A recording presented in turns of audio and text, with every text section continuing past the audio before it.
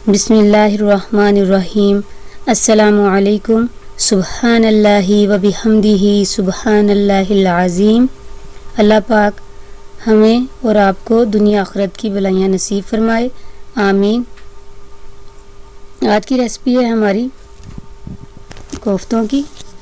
जो दावतों पे बनने वाले कोफ्ते होते हैं वो आज मैं आपको बनाना सिखाऊंगी, बड़े ही इजी तरीके से, बगैर चॉपर मशीन के। तो चलिए इसको बनाना स्टार्ट करते हैं।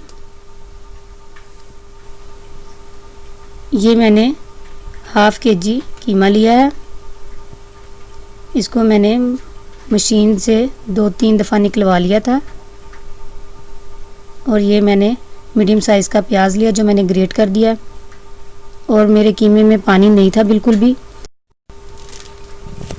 ये 1 टीस्पून खुश्क धनिया है जिसको मैंने भून के थोड़ा सा पीस लिया था। और ये दड़ा मिर्च है 1 टीस्पून। 1 टीस्पून ही मैंने 1 टीस्पून से थोड़ा नमक लिया मैंने, आप अपने टेस्ट के मुताबिक लें। और ये 1 टीस्पून ही सुर्ख मिर्च और ये 1 टीस्पून ही गरम मसाला है जिसमें हर चीज़ ऐड है। ये हम सब इसमें ऐड कर देंगे। और ये 4 टेबल स्पून बेसन है जिसको मैंने भून लिया था थोड़ा सा।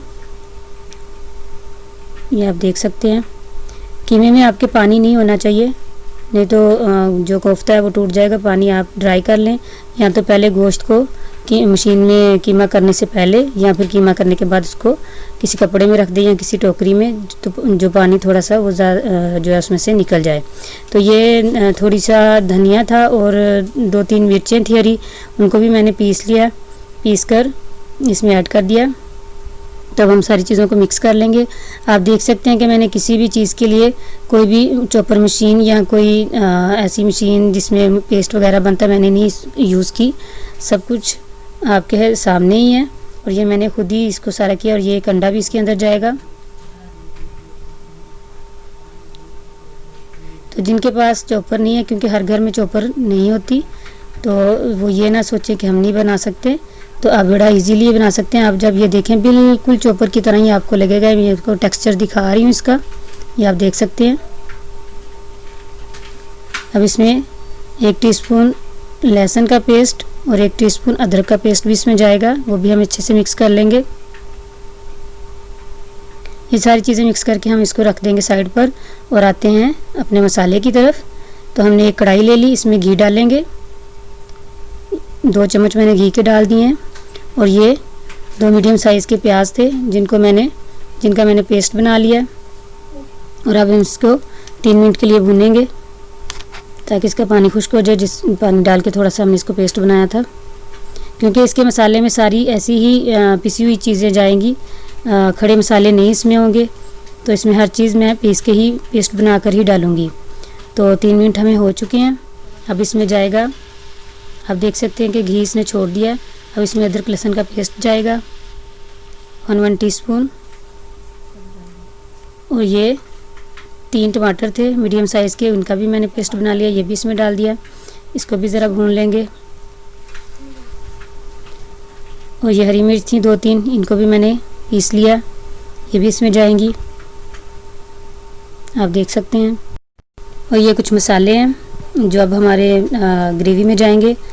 खुश्क धनिया पाउडर और मसाला, गरम मसाला, नमक, और ये दड़ा मिर्च, सूख मिर्च और हल्दी। ये सब हल्दी मैंने हाफ़ टीस्पून ली, बाकी 1 टीस्पून चीज़ें हैं सारी। तो ये भी हम इसमें ऐड कर देंगे और मिक्स कर लेंगे अच्छे से। अब हम अपना मसाला भूनेंगे, थोड़ा थोड़ा पानी ऐड करके हम इसमें अपने मसाले को अच्छी तरह भून लेंगे। आप देख सकते हैं मैंने थोड़ा सा पानी इसमें ऐड किया है। इसको अच्छे से भून लेंगे। तो वीडियो को सारा देखा करें, स्किप ना किया करें। और मेरी वीडियो अच्छी लगे तो इसको आप सब्सक्राइब करें, बेल के बटन को प्रेस करें। और मेरी हौसला अफजाई के लिए मुझे कमेंट में बताएं कि ये आपको वीडियो कैसी लगी। तो अब इसमें हमारा मसाला काफ़ी हद तक भून गया। और अब हम फ्लेम को थोड़ा स्लो कर देंगे और इसमें 4 टेबल स्पून दही का भी यूज़ इसमें ऐड कर देंगे।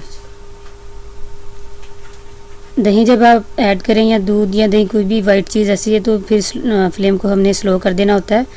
तो अब आप देख सकते हैं कि किस कदर बबल आ रहे हैं, तो हमारा मसाला अच्छे से भून गया है। तो अब हम इसमें पानी ऐड करेंगे। मैंने तकरीबन इसमें 2 गिलास ऐड कर दिए हैं। आप जितना शोरबे वाला पसंद करते हैं या थोड़ा ग्रेवी वाला थिकी ग्रेवी वाला पसंद करते हैं तो आपकी मर्ज़ी, उस हिसाब से पानी डालें।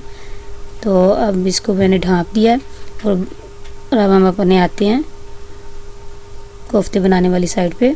थोड़ा सा पानी ले लिया, हथेली पे लगाएंगे और अपने सारे कोफ्ते बनाएंगे हथेली पे पानी लगा के। तो आप चाहे तो घी भी लगा सकते हैं, तेल या घी जो भी, लेकिन मैंने पानी लगाया हथेली पे। इससे अच्छे से ये बाइंड हो जाएंगे। तो हम इसी तरह सारे ही कोफ्ते अपने बनाकर तैयार कर लेंगे।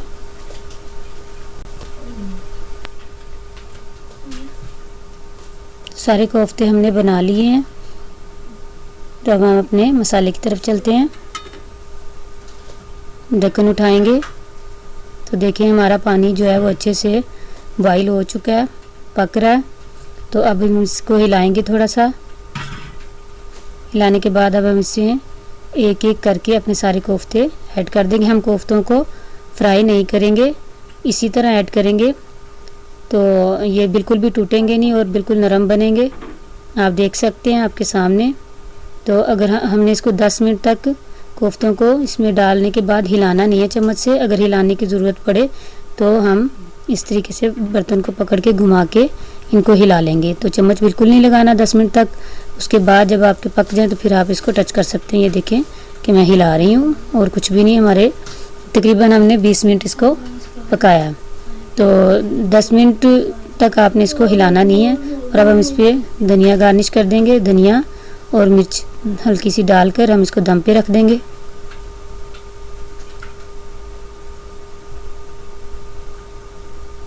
हम इसको 5 मिनट के लिए दम पे रख देंगे। तो 5 मिनट हो चुके हैं और आप देख सकते हैं कि कोफ्ते हमारे रेडी हैं। अब हम इसको डिश आउट करेंगे। माशाल्लाह सारे घर में इसकी खुशबुएं फैली हुई हैं। आप देख सकते हैं किस कदर खूबसूरत लग रहे हैं।